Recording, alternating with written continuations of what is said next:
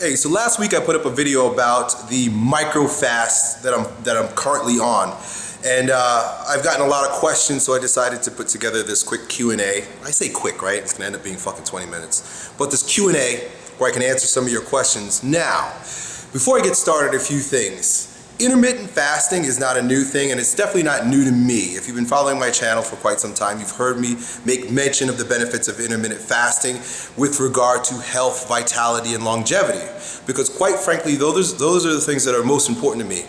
They go far beyond getting ripped or building bigger muscles. Those things may be a byproduct of the choices I make with regard to my training and my diet, but it isn't the reason why. So a lot of people who have asked questions that sound like, is this good for me if I'm bulking, or is this good for me if I'm cutting? I wouldn't say so. I probably would choose a cutting bodybuilding routine.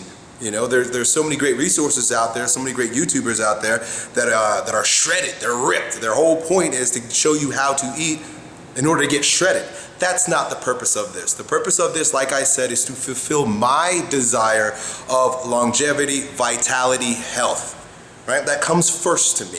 And if that sounds interesting to you, then I encourage you, give this a try. There's tons of research out there on the myriad of benefits of intermittent fasting. A few of my favorite resources are Ori Hofmeckler. I've been talking about Ori Hofmeckler and his warrior diet and his books, Minimum Fat, Maximum Muscle, for probably about 5-6 years.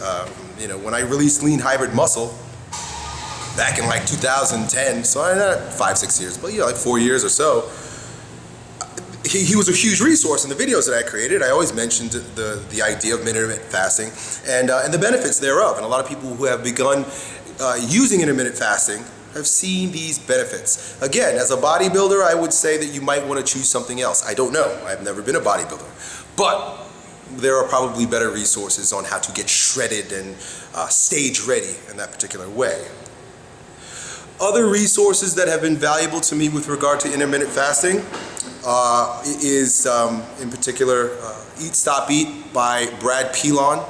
I've made mention of his books, his ebooks. I'll probably put links down below for you to check out those resources if you're interested. Brad's style of intermittent fasting is a little bit different than Ori Hofmeckler's, and what I'm following with regard to this micro fast is a bit more similar to the ideas shared by Ori Hofmeckler, whereby you spend the first part of the day underfeeding, and then the second half of the day overfeeding.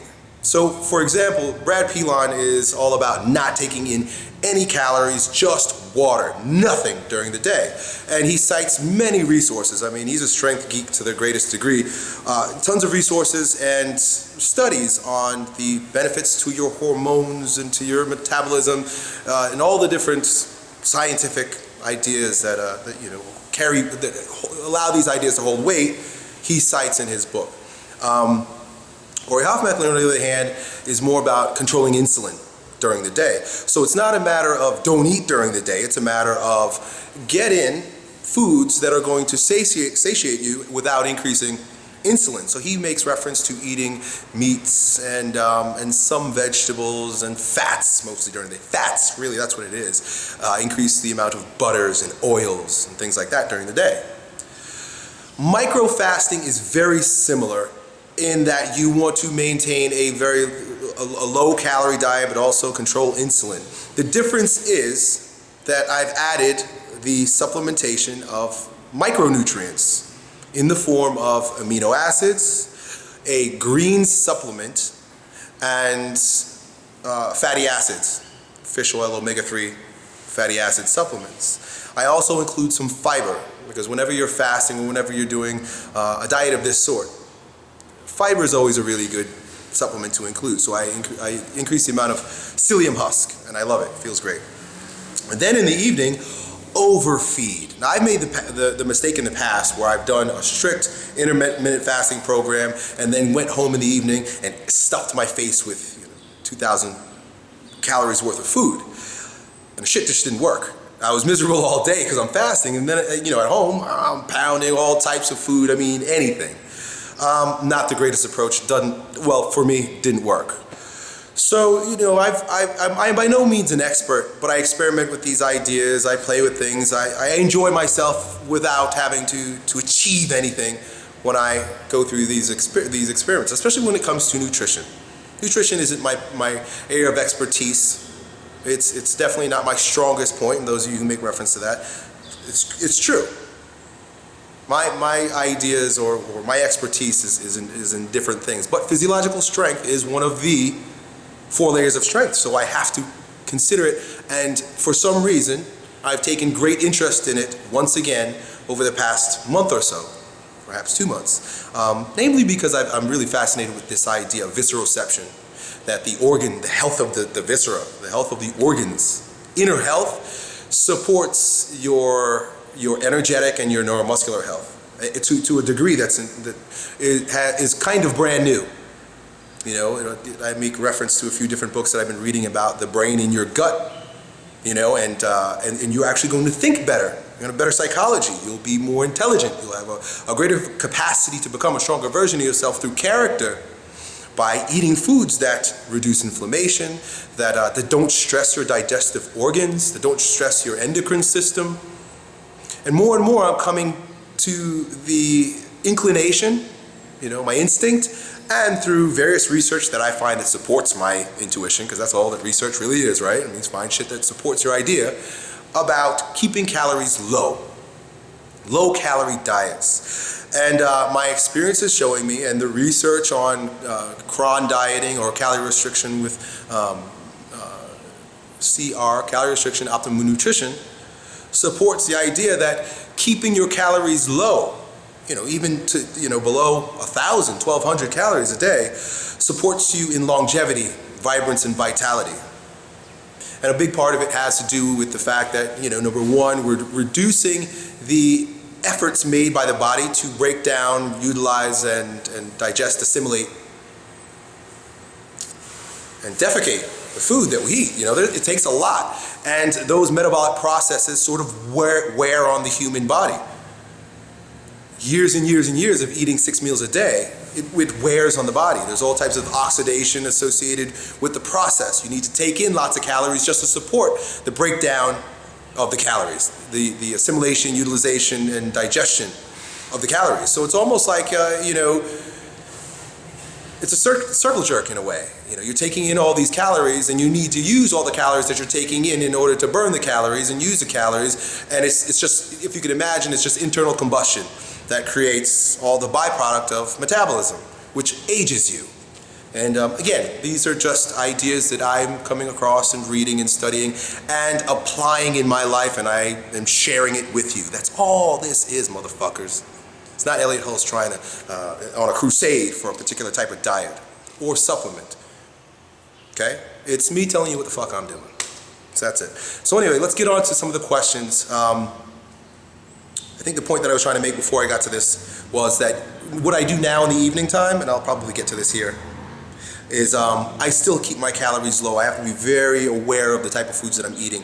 But on the weekends, I refeed, and I'll talk to you about that in a minute. Okay, cool. So number one question. How many micro shakes do you take a day?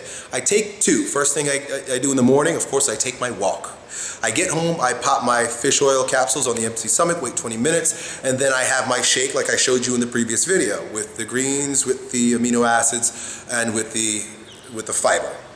I go about my day, and I wait about 6 hours. If I take that about 7:30, 8:30, 9:30, 10:30, 11:30, 12:30, 1:30. So about 12:30, 1, I'm taking my fish oil capsules again, and then around 1:30, I take the shake once again. So that's my nutrition for the day.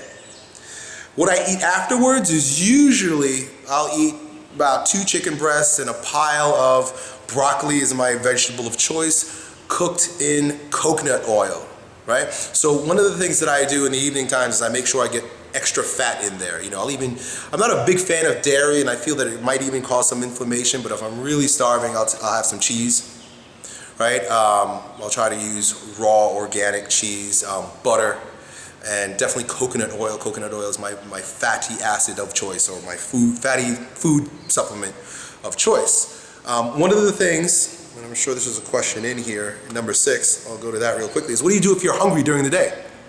Well, if you're hungry during the day, remember the idea is to keep your insulin levels low. So include some fatty supplements or fatty foods in your diet. So what I would do is I would add some extra coconut oil to your shake, right? If you're happen to be hungry in between your shakes, add some fats, add some coconut oil, add some different oils of your choice. I mean, you know, some people use flaxseed oil or olive oil, you know, whatever you choose based on the research and how you feel your body responds. I use coconut oil. If I get a little bit hungry, I don't worry so much about it. I just, you know, I pop my fish oil capsules and then I go about my day. I drink a ton of water, a shitload of water. I'm sucking down glass after glass after glass of water. Okay? Tons of water. Just one quick thing with regard to water and drinking out of glasses, which is all I'll do at this point. I don't even use my SIG bottles to any great degree any longer. If I'm traveling, maybe I will. But some people have asked me, Elliot, well, how do I travel? How do I move around? How do I go about my day carrying, you know, a glass of fucking water? Well, there's a company that creates a bottled water called Voss, V-O-S-S. If you're in a place where you can find that, buy one bottle of Voss. You know, you might spend $3 on it, so it's a little expensive, but then you fill that up with your water, your filtered water. You know, and I happen to use reverse osmosis. Again, look, it's not because I'm selling reverse osmosis machines. It's because based on my experience and research, that's what I found is right. But you do what you want to do, right? So, so you fill that up, you get 2 of them if you like, and then you carry those with you during the day.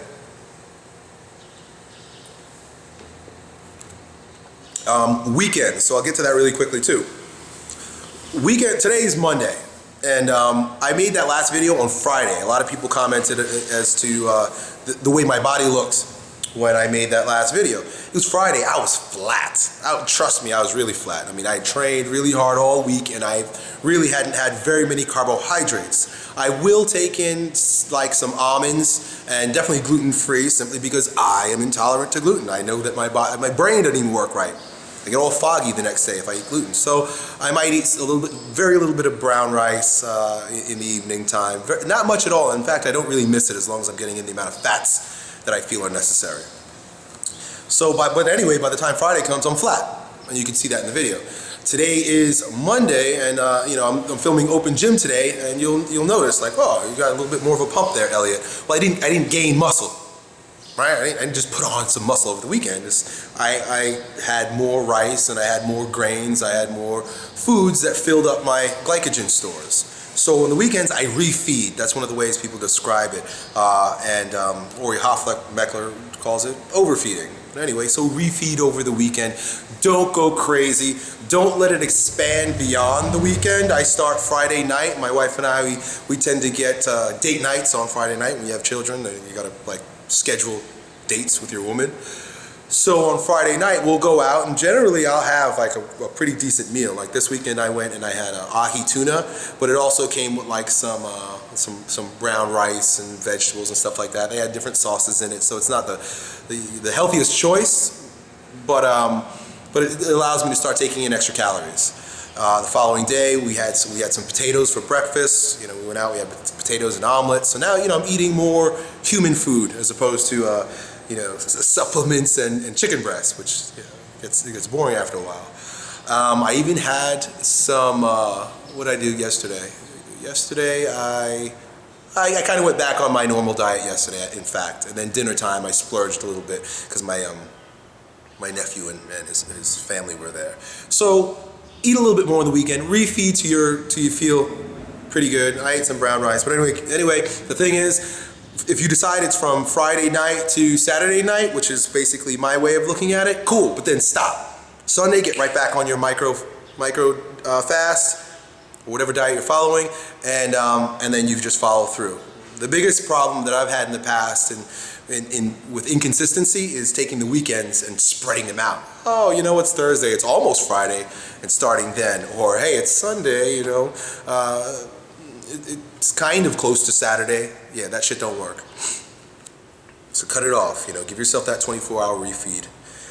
How much protein? That's one of the questions. I'm going on number 2. How much protein, Elliot? You know, how could you possibly get in? I'm about 200 between 210, 215 pounds, you know. This morning I was 211. How do you get it? 215 grams of protein. Aren't you supposed to get it in like 1 to 2 grams of protein per pound of body weight?